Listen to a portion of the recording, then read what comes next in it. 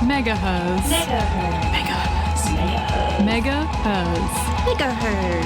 You're listening to Megaherzzz on 4ZZZ. You're listening to Megaherzzz on 4ZZZ. I am Sarah. My pronouns are they, them, and I will be bringing you the latest in feminist and women's news and going-ons and all of that sort of stuff. I am going to start the show by acknowledging the traditional custodians of the land that the ZZZ studio is on, that I am broadcasting from today, the Turrabul and the Jaggera people, and ZZZ stands in solidarity with all First Nations people.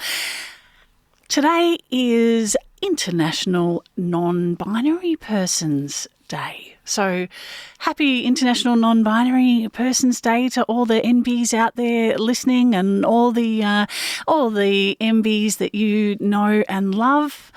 Happy day to you, and happy day every day, but especially happy day today. And I'd like to give a shout out to my buddy Niall, who texted in. Thank you. Happy non-binary day to you too.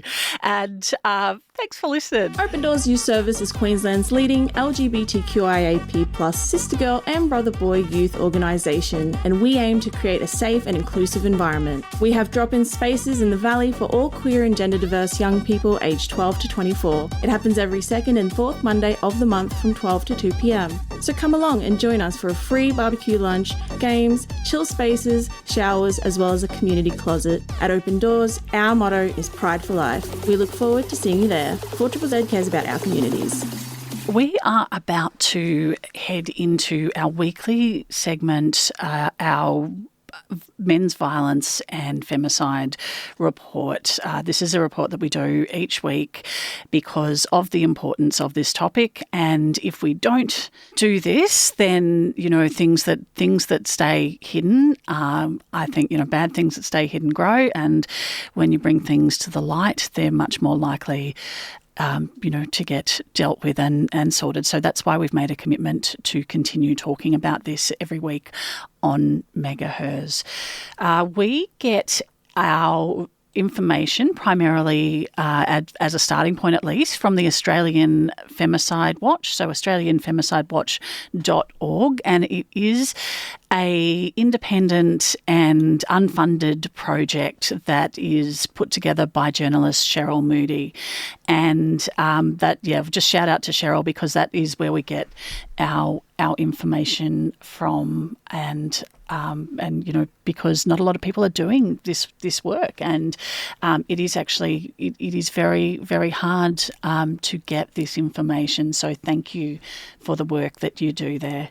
So according to the Red Heart campaign, 36 women have been killed in Australia unlawfully this year. Sherele counts people, women and children who have been unlawfully killed, and regardless of who the perpetrator is, although the perpetrators are predominantly men in the case of women that are killed. So 36 women have been killed this year, and in 2024, 104 Australian women lost their lives to violence, and were unlawfully killed. So it is something that is important, and it is. We want to talk about it here. It's a hard topic. But we think that when people stop killing women, then we'll stop talking about it. Something I wanted to talk about today was a bit of a focus on warning signs and prevention, because we need to not only talk about what's happened, we need to talk about how we can prevent this. And something that I have to talk about today is the rise of tech-based violence and control that is being used, technology being used as either as violence and control or as a part of domestic, family and sexual violence. The the internet is not going away. The internet is a fantastic tool. The communications technology can do amazing and wonderful, wonderful things. But I think that it can amplify human nature. So just in the way that it can be a helpful tool, it can also be used as a tool of violence and as a tool of control. So I'm talking about things like harassment, online harassment either by people you know or people you don't know, and particularly within partner violence, the threat to share image-based material without your consent, or either threat to do that or actually the doing of that. So image-based abuse, it has been referred to as revenge porn, but that is not a term that is used or preferred because of the sensationalization of that, and that's not something that we want to do. We're also talking about cyber stalking. So, with various trackers and things, there's some great programs that are fantastic that will help you, know where your loved ones are and keep track of everybody. But on the flip side of that, that can also be used to control people and to see where they've been and to check and yeah, that is part of coercive control, and that is not okay. So I guess the point that I am making here is that these technologies themselves are neither good nor bad, but it is really important to stop and think about how they are being used in people's lives and how they can be used as tools to harm people. The E-Saftey Commissioner, the website esafety.gov.au has some great resources, some statistics. It's also got how to get help and what are some of the signs to look out for as well. Some of the signs they mention are people finding it hard to remember things, to get organised, manage caring responsibilities or manage their own well-being. They mention feeling as if people are walking on eggshells or watching their back all the time. And the flip side of people who find it hard to remember things, the signs may manifest as people becoming super focused and noticing and remembering everything, and so being hyper vigilant. But these can be signs of many things. But if somebody is having those signs, it's a flag to check in on them and see if they are okay indeed. If you do need support, you can report cyber abuse to the E-Saftey Commissioner. So that is esafety.gov.au. And of course, many of these things are just generally illegal. So if you feel safe to do so, you can report it to the police. You can also call the DV Connect helpline. And that number for you, if you need the DV Connect Women's Line, that is 1800 811 811. Or if it is more appropriate for you, you can call the DV Connect Men's Line, which is 1800 600 636.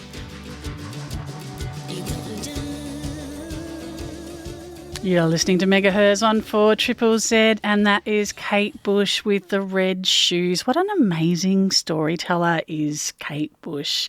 And, I don't actually need a reason to play Kate Bush. It's always a good time to play Kate Bush, but I actually do have a reason today, and that is because I have on the line Christian Fletcher, who is involved in the most Kate Bush Day ever. And Christian is on the line to talk to us. Welcome to 4ZZZ. Thank you so much. Oh, and thanks for the intro with the red shoes. Wow, it's always so wonderful to hear that song. I know. It's one you don't hear that often, actually, isn't it? The red shoes. No, I think with Kate Bush, she's very culty out here. I know she's become had a resurgence in the last couple of years, but I think she's a lot more, I won't say obscure, but definitely got a lot of songs people don't know, and it was really good to hear some different ones. You know, I will share this. I was playing a game. I play a hurdle game where you guess the song, and you've got to guess the song in a number of seconds. And the song was in fact "Running Up That Hill" by Kate Bush, which I guessed in 1 second, of course, but it was in the one-hit wonder category. And I was going to write them a stern letter and say, what do you mean that this is the one-hit wonder category? How is that even possible? Yeah, probably in America. God, like we've got the Divinals out here. The Divinals are considered a one-hit wonder in America. Oh, my goodness. I touched myself, whereas we're like, hang on. Different countries, it's different. But like America, Kate Bush was never big in America. Really? And so I think with the recent resurgence with Stranger Things, how they use Running Up That Hill, now everyone feels like they've discovered this song for the first time. Wow, I find that so hard to imagine because, Kate Bush has always been part of my experience growing up. I've always been a big fan. So, yeah, but and because of that, it's so wonderful to have you here. Can you tell us what's actually happening this weekend? Okay, so we've got the most Wuthering Heights Day ever, which is an event which we do in capital cities all around the world, but we do the Brisbane chapter. And what we do is we get as many people as we can in a park. So we're at Frew Park in Milton this Saturday, and we reenact the iconic or infamous Kate Bush video clip, her in the red dress running around the windy moors. And we get as many fans together and we reenact that entire dance, all raising money for DV Connect. And just a great community afternoon and such a quirky, wonderful, fun thing to do. That is fantastic, and what a great charity to be raising funds for as well. So, who is welcome at this event? Open to everybody, men, women, children. I was going to say we now have people bringing their husbands and their dogs, all dressed up in Kate Bush. They have dogs with Kate Bush costumes? Yes, complete with flower and all, which is very cute. So we encourage as many people to come to the park on Saturday. All ages, it's open to anybody. We just take a donation, take donations on the day. Okay, and is that like a gold coin donation, or do you just for this modern age? Like that, or online through my website. Great. So on christianfletcher.com, so you'll be able to. We've got all the information on there and all the links. So what we do on the day, we've got a couple of instructors who go through, break down the dance. So it's pretty much a dance lesson, and we have the chance to be able to do the song about 3 times over the course of the afternoon. And we have photos and music and a bit of a frolic. So such a fun afternoon. And it was started in 2013 by a group over in the UK. About 300 people started doing this, and then they thought, wow, wouldn't it be great to continue this as a concept that's done all around the world? So this is where we are. So we started in 2016, and we've been doing it every year since. Wow. And did they all do it on the same day? It's usually the same month. It's usually in July. But, I think the first year we managed to sync it exactly like everyone had the same day, which worked really well. But now everyone sort of just has it around sometime in July. And her birthday's the 30th of July, so it sort of fits in with that as well. Right. Fantastic. Oh, okay. And so it's a lot of fun, Any idea sort of how many people around the world participate in this? I'm not too sure. Well, I know we get between 150 and 200 turning up for it, sometimes more. And I've seen ones over, and usually the ones over in the UK are huge because Kate Bush is British and very popular over there. And I believe they did one recently and got well over 500. It was just a sea of red. Wow. I think it was performed on like on the waterfront or something like that. It looked amazing. Wow. So you just have to think about all these places doing it. Now we did the Brisbane one, but we've now got ones popping up in Byron Bay, up north, in North Queensland as well. So it's not just the capital cities. So many more people are doing it. Oh, and of course the Gold Coast as well. Wow, that is so amazing. So for people who might be just hearing about it for the first time today, but go, yeah, bring it on, that sounds so exciting. How how can they prepare for this? Is it too late to prepare? They've got a week? It's never too late. so get onto the internet or get onto YouTube and have a look at the Kate Bush red dress video. Now, that's what we will be reenacting on Saturday, and we ask people to wear an outfit as close to what resembles what she's wearing in the video clip. So obviously we won't make it it doesn't have to be 100% accurate, but we encourage people to do as best as they can to recreate that look. Okay. And then when you turn up at 2 o'clock, from 2 o'clock on Saturday, we will start teaching you the dance, and then you'll have a chance to be a part of a mass Wuthering Heights reenactment. Fantastic. And so for people who have not yet seen the red dress video or have not seen the Wuthering Heights video, the dress we're talking about is, I would say it's probably a mid-calf length dress with, I'd say, lantern sleeves and a V-neck or a wrap. And we're talking red tights. Sometimes people red do tights. That, but that's going to be hard to find. Yeah, and the flower in the hair and the long the red flowers and the choker and like a black scarf I think she has around her waist. Yeah, around her waist. So the best you can do, but some people have the most elaborate costumes that are so perfect. Wow. And exactly like it, but we're not criticising that. No, okay, so it's about having people to come as possible and be a part of it and dress as they can, as best as they can. So okay. And that's open to all ages. So they can jump onto my website, which is christianfletcher.com. That's Christian with a KR, just to make things different. christianfletcher.com, and there's all the information there. And if people want to keep on partying afterwards, we're going up to the Polish Club for a Kate Bush party from 5:30. So. What's happening at the Kate Bush party?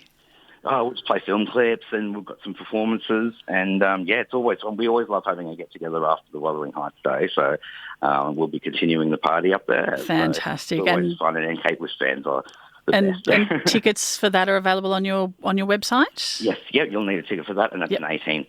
But just the past event itself is just donation only, and that's open to anybody. Fantastic. That is so great. And I'm just thinking about that dance. Kate Bush. My understanding is she has not had or did not have at that time any classical ballet training. It was all her own moves? Is that correct? It was a bit of both. I think it was a bit of... she was also getting a lot of work with a mime artist called Lindsay Camp, who did a lot of work with David Bowie in the 70s. So she was very much, I suppose, not so much ballet or more sort of dance mime. She was sort of in that stage. But then she recorded wrote Wuthering Heights when she was like 16 or 17, and the record company said, no, you need more time. I wish they did this now, actually, with artists, but you need to have some time away to practice what you're doing, hone your craft before you release your debut album. So she was spending that 2 or 3 years really just practicing, working out how, learning more dance and doing extensive training like that. So I think that was really clever they did that. So that's why when she came out, it felt like it was very much this full-formed artist. I did not know that. So you're right. I think that really would be a really good idea for people to do today with emerging artists. Oh, definitely, yeah. So I think she even was in a pub band for a while that toured the UK. This is in the early years, so she definitely had her experience performing and things like that, whereas I suppose it's a bit different nowadays. There's a lot of artists when you're thrown in the deep end, I think. Oh, I would have loved to have seen Kate Bush in a pub band. I'm picturing like the Divinals that you mentioned earlier. Yeah. That would be a great thing to see. I wish there was video of it.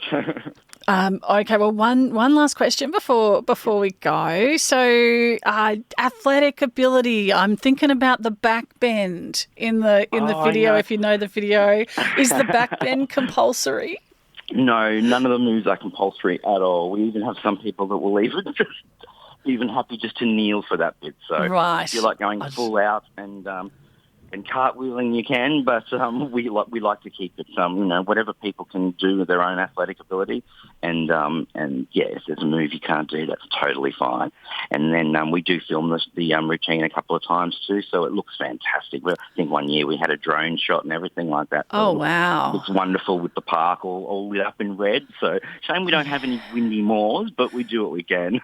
Yes, well, you never know your luck on a Saturday in the park in Milton. Yeah, Definitely. Well, I think the very first year we did it poured with rain, so it was quite a drizzly weather. That would be, yes, wily. 150 Brisbane people still turned up in the pouring rain. I was very impressed. That's dedication. How we started the Wuthering Heights Day.